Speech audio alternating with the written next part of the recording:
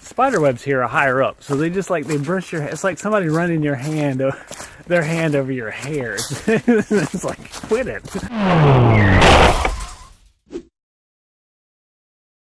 Say goodbye to the shelter and to my little tent spot over there in that little dip. It was an okay night. I'm not sleeping comfortably. It's my leg, my left leg, man, at the hip joint. It's sore. It's really, really sore. One thing I forgot to mention was I did switch my Sawyer Mini for the Sawyer Squeeze. Let me tell you, it is a difference of night and day between the two. I mean, it is quite literally over twice as fast as the Sawyer Mini. It's a little bigger, but who cares? I mean, for the time savings, man, I don't dread filtering water now. I set my alarm for 5:45. I didn't hear it go off, but I woke up at 6. So I got out of the sleeping bag about 6:30 to use the bathroom. I came back, started getting everything set up. I had to run down to get some water. 7:01, I got out to get my food bag and start breakfast. It was still dark. The stars were still out. The sky wasn't light at all. You could see every star in the sky still. It's after 7 a.m. It didn't start lighting up until 7:30. Man, these mornings. It's 9:13 now. I'm guesstimating that I need to get up 2 hours and be out of the sleeping bag 2 hours before I want to leave, because there's no way I can't seem to pack up camp any faster than that. So, but I'm on the move. I think I only have about 12 miles today, and then tomorrow's going to be a bigger day, and then I only have about 11 miles after that. Monday, weather report I just checked this morning said thunderstorms, 100% chance of thunderstorms on Monday starting about 10 a.m. and then that's supposed to end until about 9 a.m. Tuesday morning. So it's going to rain and thunderstorm all day Monday.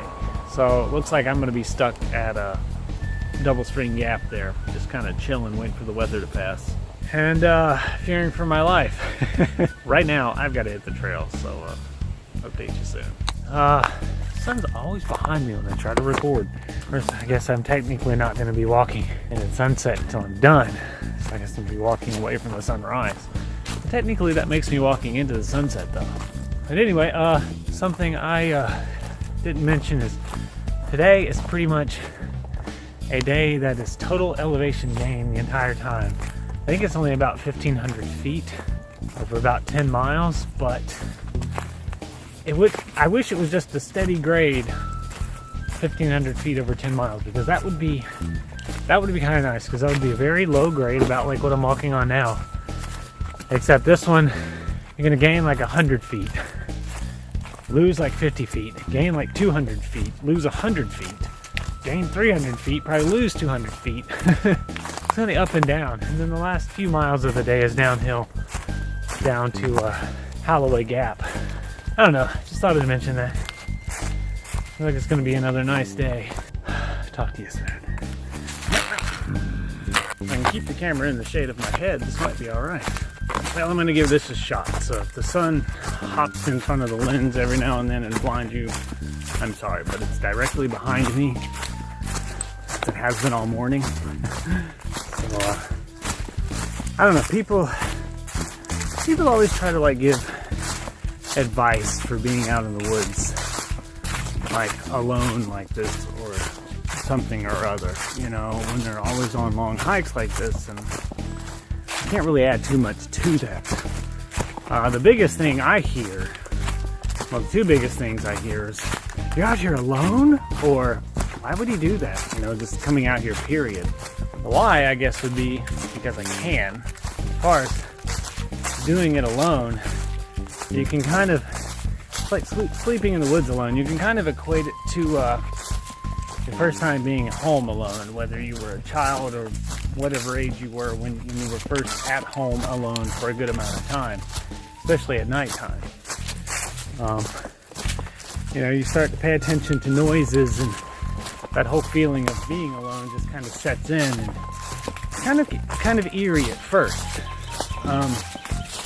You know, and I'm still very cautious out here alone at night. You know, I take a lot of precautions. I'm always, you know, very in tune with what's going on in the woods around me, so I pay attention to sounds.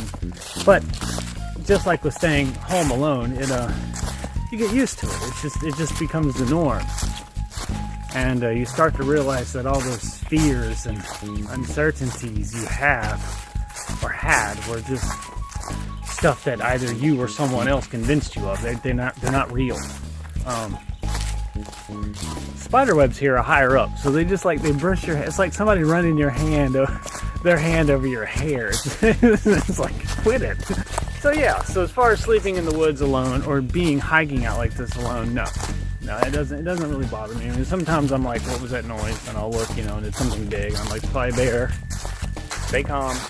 Obviously, it's not interested in me. And getting lost, another thing people worry about.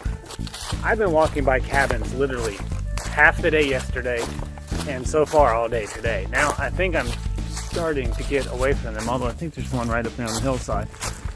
And I've seen at least one person every single day. And two of those people actually gave me directions because I lost the trail and I couldn't find it. But yeah, so getting lost, take a knee, take a few breaths, calm yourself, and there's a solution will present itself. I mean, if you keep walking one direction, you're going to come to something eventually, even if it's 2 days later.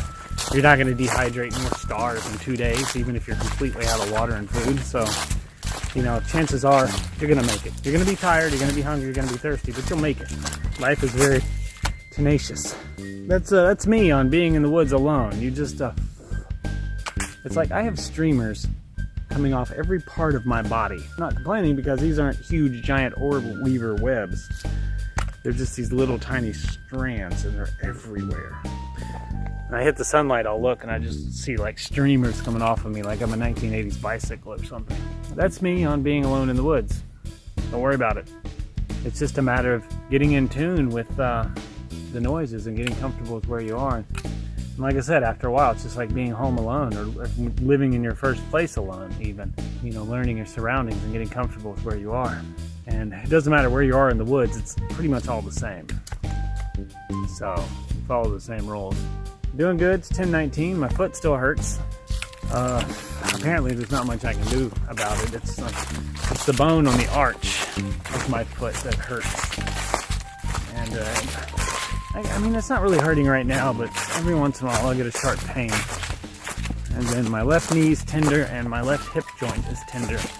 And my left hip would be fine, but for some reason, no matter if I lay on my left or my right side, that hip hurts. That left hip joint hurts.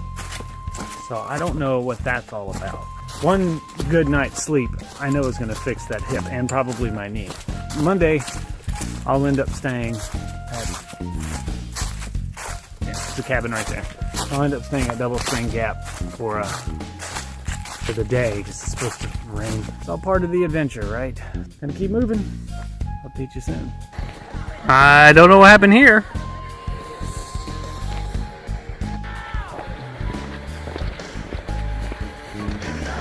Still on the frickin' road! So much for no road walking! And lunch by Bushy Gap Road. I'm guessing that's the Bushy Road Gap, I don't know. Grabbed an extra bag of water. I'll filter it after I finish lunch and drink some more water because there's no water until after I crest the mountain, according to the guide, but I don't know what to think about that guide. I know what I don't like about road walking now. I think I finally figured it out. When you're walking on the trail, scenery constantly changes. The trail itself constantly changes. You're not looking at the same thing over and over again. You actually feel like you're making progress. When you're walking on a road like this, it's the same. The road is the same all the way. There are no changes in it. And it usually follows a valley, so that's all you get to see. And a road like this one made of gravel, which is very busy. I mean, there's like this fine gravel dust all over everything. And it's in my mouth, so like my spit is gritty. That's why I don't like road walking. Road walking is not hiking. I don't give a shit what anyone says. That's my rant for the day. Other than that, I'm in a great mood. I feel good. My foot's still kind of sore, and this here doesn't help it, but gotta keep moving. So, update you soon. Oh my God, I'm finally off of that flippin' road. I hope that's the last road I have to walk on entirety for the rest of the trail. I know it's not, but just gonna pretend like it is. I have to rinse my mouth out. All right, I'm the summit of the mountain. Still walking. Not exactly sure where I am on the guide. I'm descending into one of the two gaps before Fowler Mountain. I wish the views, I mean, there's so many trees here that the views have all been obstructed. Every once in a while you get a little tiny break in the trees. Not enough for a camera, not enough for a photo or anything like that, but man, it's just awesome how far you can see. There's a lot of haze in the air. Check the weather again. It seems the farther north I get, the less of a chance of a thunderstorm all day Monday and Tuesday is. So I just checked the weather on top of the hill back there, and thunderstorms just for the most part of Monday, and then Tuesday there's nothing. Hopefully when I get up here that'll change, and it'll maybe it will just be rain on Monday. That would be really nice, because if it's just rain and no thunderstorms, I'll hike it. I'll summit that mountain. But that's what's up. Still walking. Update you soon. Well, I'm at McKinney Gap. I'm gonna guess these are claw marks from a bear. Scratching away at this, trying to get the bugs. Pretty cool. Oh, it's a nice little view. If you can make out everything. I know digital zoom is lousy, but yeah, that's awesome. Still heading up after that McKinney Gap, or McKinley, whatever it was, after that gap. And I've seen nothing but bear activity the whole way. Been clawing away at the hillside here, following the trail. I guess eating the bugs and stuff out of the ground. I'm sure I'll see more of it, but I've been keeping my eyes open because that dirt's fresh. It's freshly dug, so he's somewhere around here. Maybe it's a girl. Here we go, Hatley Gap. And it's not ate up by bears. It's a nice little camp area here too, little fire ring there. And that'd be Fowler Mountain, I believe. Just down the hill here is the stream, so I might stop there for a minute and fill my water back up. I don't know, we'll see. We'll see. Doing good, but still doing the same. I wish it'd get better. And I guess as long as I'm using it, it's not. Breeze feels amazing though, I have to say that. And a little bit of cloud cover came in, so it's kind of blocking the sun. Sun some. Update you soon. Mountain stream water. And it really is coming from the mountain. You're hearing The Martian by Andy Weir, by the way. I've been listening to the audiobook on this whole trip so far. MP3 player's down one bar. My speaker's probably about to die, but this is day number 5. It's pretty good. But I'm going to filter some water, drink some water, fill up some water, and then continue on. Alright, I'm at the summit of Fowler Mountain. I made it. I didn't do too bad. It's only 4:30. When I get down here to the gap where I was planning on camping, I'm going to check my map and check my interval pings on my way up here, because each one is 10 minutes. See how much farther I can get. See if I can get to another camp spot or water spot with a camp spot, hopefully, before or right after dark. And if I can, then I'll have dinner down here and I'll keep on moving. That'll get me closer. I'm really not 100% sure about staying at a Double Spring Gap because it's above 3,000 feet. Thunderstorms coming in, even though there's mountains there that are higher, still pretty high up. I'll make a plan, a better plan when I get down here. Man, today has been a beast, man. That 1,500 foot elevation gain, it's just been up and down the whole time. Well, it's been up, down, down. But I kind of have, if it wasn't for all the trees, have a nice panoramic view of all the mountains around. I know you can't see many through there, but that's what I say. So yeah, time to move on. Date you real soon. I really need to pay more attention. Fowler wasn't the highest point. Horse Ridge is, so I'm climbing again until I get up there. And then I get to go downhill. Yay to the uphills. Hey, uphills. Made it to Halloway Gap. And I got my tent set up right over there. The sun actually hasn't went down yet. It just got really cloudy. It looks very ominous out here. I hang my food bag right there. You can see my rope. But I'm about to go in here in my tent, sit down, get out my dinner, cook it, eat it. 17.2 miles to do tomorrow to make it to Double Spring Gap. And I'm gonna have to make it to Double Spring Gap, which is also the Tennessee-Georgia border. So it'll be nice little milestone. And then weather's still the same. It says it's gonna start thunderstorming about 5 a.m., stop about 5 p.m., rain for the rest of the day, and then Tuesday's supposed to be beautiful. So I'm just gonna hunker down at the Double Spring Gap. Unless I can do, it's 28 miles, 27 miles from here to Thunder Rock Campground.